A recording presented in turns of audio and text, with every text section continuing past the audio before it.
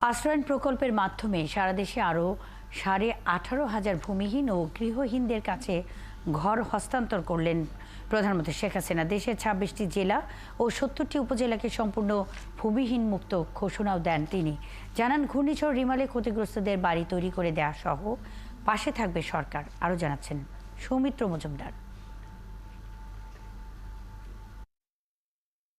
আরেকটি মাইল ফলকের সামনে দাঁড়িয়ে বাংলাদেশ নতুন করে 26টি জেলার পর মোট 58টি উপজেলা ও 464টি উপজেলাকে সম্পূর্ণ ভূমিহীন মুক্ত ঘোষণা করল সরকার।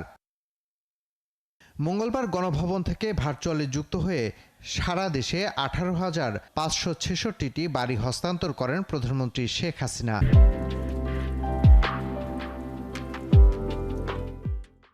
এসব জেলা ও উপজেলাকে গৃহহীন ও ভূমিহীন মুক্ত ঘোষণা দিয়ে প্রধানমন্ত্রী জানান, ঠিকানা নিশ্চিত হবার মধ্য দিয়ে বদলে গেছে মানুষের জীবনযাত্রা। তাদের জীবনের যে পরিবর্তনটা এসেছে, একটা আত্মবিশ্বাস, আত্মমর্যাদাবোধ ফিরে এসেছে। একটি দেশকে উন্নত করতে হলে এটা সবথেকে বেশি প্রয়োজন।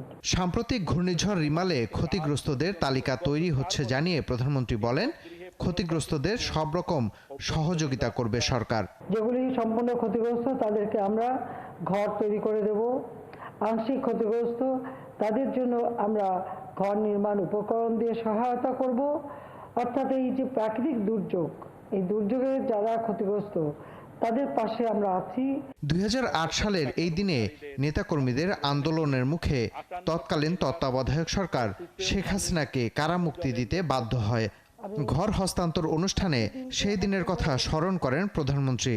ঢাকা শহরে 15 দিনের মধ্যে 25 লক্ষ সিগনেচার সংগ্রহ করে আমাদের মহানগর আওয়ামী লীগ সহ আমাদের সহযোগী সংগঠন তারা সেই সময় উপদেষ্টার অফিসে পৌঁছে দেয় আমার মুক্তি চেয়ে। প্রধানমন্ত্রী বলেন, নানা সংকটের মধ্যেও জনগণের ভোগান্তি কমাতে মৌলিক চাহিদা নিশ্চিত করছে সরকার। ঠিক আমার বাবা যেভাবে নিজেকে বাংলাদেশের জনগণের সেবক হিসেবে ঘোষণা দিয়েছিলেন, আমিও তার পদাঙ্ক অনুসরণ করে বাংলাদেশের মানুষের সেবক হিসেবেই নিজেকে আমি উপস্থাপন করি। এবং সৌমিত্র মজুমদার, 71, ঢাকা।